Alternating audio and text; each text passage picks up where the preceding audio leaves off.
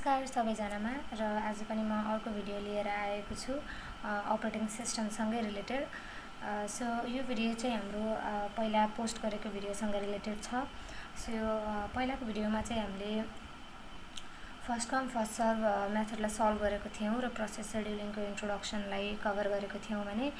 यो जुन हाम्रो पार्ट 2 छ यसमा चाहिँ हामीले प्रिम्प्टिभ प्रायोरिटी को क्वेसनलाई सल्भ गर्नेछौँ। So let's get started. So हाम्रो क्वेसन चाहिँ यो दिएको थियो हामीलाई, जसमा हाम्रो प्रोसेस थियो, अराइभल टाइम थियो 80 एन्ड ब्रस टाइम थियो द्याट इज BT र हाम्रो प्रायोरिटी भनिसकेपछि के हुन्छ त हामीलाई क्वेसनमै प्रायोरिटी गिभन हुन्छ। सो यो भयो हाम्रो प्रायोरिटी र प्रिम्प्टिभ प्रायोरिटी भन्ने बित्तिकै के हो त यो हाम्रो प्रिम्प्टिभ सेड्युलिङको टाइप हो। भनेपछि हाम्रो के हुन्छ कुनै पनि यदि प्रोसेस रन भइरहेको छ र अर्को प्रोसेस आयो भने ओएसले के गर्छ सीपीयूलाई चाहिँ अर्को प्रोसेसलाई दिन्छ हैन। सो हाम्रो नन प्रिम्प्टिभमा चाहिँ एउटा प्रोसेस स्टार्ट भइसकेपछि जबसम्म त्यो प्रोसेस फिनिश हुँदैन अर्को प्रोसेस चाहिँ स्टार्ट नहुने कन्सेप्ट थियो हाम्रो नन प्रिम्प्टिभमा। र प्रिम्प्टिभमा के हुन्छ त प्रिम्प्टिभमा चाहिँ यदि अर्को प्रोसेस कुनै आएर इन्टरभेन गर्दैछ भने ओएसले के गर्छ सीपीयूलाई चाहिँ त्यो प्रोसेसलाई दिन्छ। त्यही भएर यो के हो हाम्रो प्रिम्प्टिभ प्रायोरिटी। र प्रिम्प्टिभ प्रायोरिटीमा चाहिँ हामीले प्रायोरिटी अब कसरी युज गर्ने भन्दाखेरि higher the number higher the priority हैन। जति नम्बर हाई हुन्छ त्यति नै हाम्रो के हुन्छ प्रायोरिटी पनि हाई हुन्छ। जस्तै अब हाम्रो 2 3 1 भयो भने यहाँभन्दा सबैभन्दा ठुलो प्रायोरिटी कुन भयो 3 भयो भनेपछि हामीले के गर्छौँ पहिला 3 लाई पार्टिकुलरली जुन हाम्रो प्रोसेस B छ यसलाई चाहिँ हामीले प्रायोरिटी बढी दिन्छौँ। सो यसलाई सुरु गरौँ। सो मैले न्याट चार्ट बनाइहालेँ र हामीले बुझेको थियौँ अगाडि कि न्याट चार्ट भनेको के हो भनेर, जसले प्रोसेसरलाई भिजुअली रिप्रेजेन्ट गर्न सक्छ हैन। सो फर्स्टमा हाम्रो के छ 0 मा हाम्रो कुन प्रोसेस आएको छ A, बिकज जहिले पनि 0 बाट स्टार्ट हुन्छ भनेपछि हाम्रो 0 भयो A आयो। र हाम्रो प्रिम्प्टिभमा जहिले पनि के हुन्छ 1 को स्टेपले बढ्दै जान्छ। हाम्रो नन प्रिम्प्टिभमा चाहिँ एउटा प्रोसेस स्टार्ट भइसकेपछि त्यो प्रोसेस फिनिश भइदिइहाल्दैन, यसमा 1 गर्दै यो इन्क्रिज हुँदै जान्छ। सो पहिला के भयो मेरो A आयो द्याट इज 1। त्यसपछि गएर हामीसँग कतिवटा छ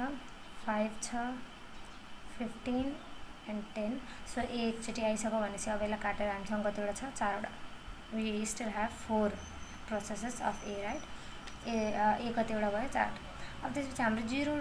बाट 1 सम्म आउनेसँग कतिवटा प्रोसेसहरू छ अब हामीसँग हैन। 0 1 सँग कति हाम्रो अराइभल टाइम जस्तै 0 र 1 सम्म कुन आएको छ त हाम्रो A अनि B आएको छ। अब यस्तो केसमा चाहिँ हामीले के गर्नु पर्यो प्रायोरिटी हेर्नु पर्यो। सो प्रायोरिटी हेर्दाखेरि B र A मा कुनको प्रायोरिटी धेरै छ त अभियसली B को धेरै छ बिकज 3 छ भनेपछि हामी के गर्छौँ B लाई राख्छौँ एन्ड देन एकचोटि B आइसकेपछि के भयो त हाम्रो यो बाँकी रह्यो 40। अब त्यसपछि 0 to 2 सम्म हाम्रो कतिवटा प्रोसेसर आएको छ त हैन। हाम्रो A पनि आएको छ B पनि आएको छ एन्ड C पनि आएको छ भनेपछि अब उनीहरुको हामीले के हेर्नु पर्यो हामीले यिनीहरुको प्रायोरिटी हेर्नु पर्यो हैन। सो प्रायोरिटी हेर्दाखेरि चाहिँ हाम्रो कुनको प्रायोरिटी आएछ त B कै आएछ बिकज 2 3 1 मा 3 नै आयो भने भयो भनेपछि अगेन हाम्रो के आउँछ B नै आउँछ द्याट इज B आयो 3 एन्ड देन अब हामी 14 लाई काटेर के गर्छ हामीसँग 13। We still have 13 B processes हैन। अब त्यसपछि गएर हामीले यो नम्बरलाई इन्क्रिज गरेर 3 बनाइदियौँ। अब 3 बनाइदिसकेपछि फेरि 0 to 3 सम्म हाम्रो कुन प्रोसेस आउँछ त अभियसली ABC आउँछ 0 1 2 हैन। 3 त हामीसँग छैन भनेपछि हामी फेरि प्रायोरिटी हेर्छौँ। प्रायोरिटी हेर्दा अगेन हाम्रो B ठुलो छ भनेपछि हामीले के गर्छौँ B लाई लेख्छौँ द्याट इज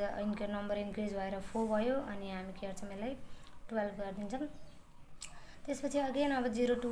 4 सम्म हाम्रो ABC नै छ र B को हाईएस्ट प्रायोरिटी छ। सो यही स्टेप गर्दै जाँदा हाम्रो कति हुन्छ अब हामीसँग 11 हुन्छ। त्यसपछि गएर फेरि 10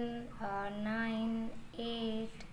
हैन 7 6 5 4 3 2 1 हैन। सो यो गर्दै जाँदाखेरि हामीसँग B कतिसँग आउँछ त B हाम्रो 16 सँग आउँछ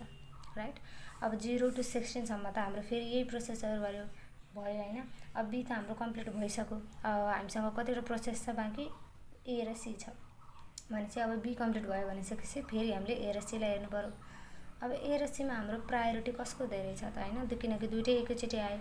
अब प्रायोरिटी हेर्ने क्रममा हाम्रो कसको धेरै छ त ए को धेरै छ बिकज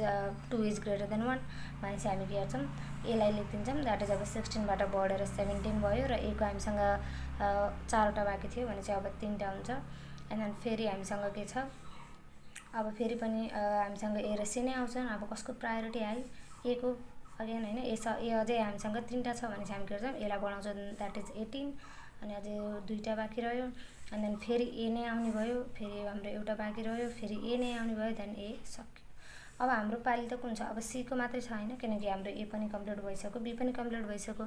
भनेपछि सी हाम्रो कतिवटा छ हामीसँग सी छ 10वटा भनेपछि हामी बस यहाँबाट सीलाई के गर्न सक्छौँ 21 22 गरेर इन्क्रिज गर्दै 30सँग लान सक्छौँ किनकि हामीसँग अरू प्रोसेसहरू छैन सो यो चाहिँ हल्का लेन्दी प्रोसेस थियो हामीसँग प्रोसेसहरू थोरै थियो जसले गर्दाखेरि तर उनीहरूको ब्रस टाइम धेरै भएको कारणले यिनीहरू यस्तो लङ्गेस्ट फर्ममा भए यिनीहरूलाई चाहिँ हामीले सर्ट फर्ममा लेख्न पनि सकिन्छ एक्जाममा हामीले यत्रो लामो गरेर कन्फ्युज हुनु पर्दैन हामीले यसलाई सर्ट फर्ममा लेख्न सकिन्छ लाइक यसरी हामीले यसलाई सर्ट फर्ममा लेख्न सकिन्छ जस्तै हाम्रो ए को सुरुवात कहाँ भएको थियो 0बाट हामीले सुरु गरेको थियौँ देन 1 हैन अनि त्यसपछि हामी बी को कतिसम्म पुगेको थियौँ 16 सम्म बी कतिबाट कतिसम्म पुगेको थियो बी चाहिँ हाम्रो 1बाट 16 सम्म पुगेको थियो सो 1बाट के भयो त हाम्रो 1बाट 16 सम्म भयो एन्ड देन हाम्रो ए चाहिँ कहाँबाट सुरु भएको थियो त 0 to 20 मा एन्ड भएको थियो 0 मा स्टार्ट भएको थियो 20 मा एन्ड भएको थियो सो हामी त्यही गर्न सकिन्छ द्याट इज 0 मा स्टार्ट भएको छ 20 मा एन्ड भएको छ एन्ड देन सी को के थियो त सी को हाम्रो स्टार्ट भएको थिएन माथि सी स्टार्ट भएको थियो 21 बाट एन्ड देन एन्ड भएको थियो 30 मा सो द्याट इज हाम्रो के भयो 20 to 30 हैन सी हाम्रो स्टार्ट भएको थियो 20 मा सरी 22 हाम्रो के भयो 30 मा भयो सो यसरी चाहिँ हामीले के गर्न सकिन्छ प्रिम्प्टिभ प्रायोरिटी को प्रब्लमलाई सल्भ गर्न सकिन्छ र क्वेसन अनुसार हामीले के भनेको थियो त हामीलाई चाहिँ एभरेज टर्नअराउन्ड टाइम र एभरेज वेटिङ टाइम निकाल्नु थियो त्यही भएर मैले के अरे कम्प्लिसन टाइम भनेको मेरो प्रोसेसहरू कति बेला सकियो हैन जस्तै अब के भयो त मेरो ए सकिएको ए कति बेला सकिएको छ मेरो 0बाट स्टार्ट भएको छ एन्ड भएको छ 20 मा सो मैले लेखिदिए completion time that is A को 20 बी को कति छ त बी को छ मेरो बी मेरो सुरुवात भएको छ 1 मा र कम्प्लिट भएको छ 16 मा त्यही भएर मैले यहाँ 16 लेखिदिएँ एन्ड देन सी को हाम्रो कति छ सी हाम्रो 20 बाट स्टार्ट भएर